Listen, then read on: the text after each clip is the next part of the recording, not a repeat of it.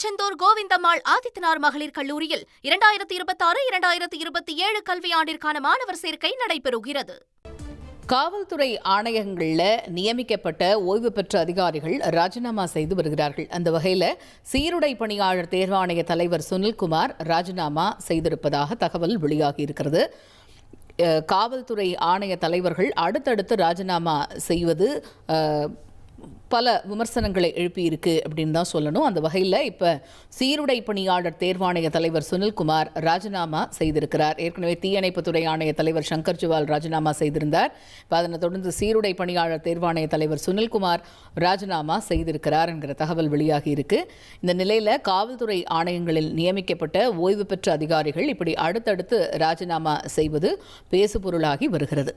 திருச்செந்தூர் கோவிந்தம்மாள் ஆதித்தனார் மகளிர் கல்லூரியில் 2026-2027 கல்வியாண்டிற்கான மாணவர் சேர்க்கை நடைபெறுகிறது.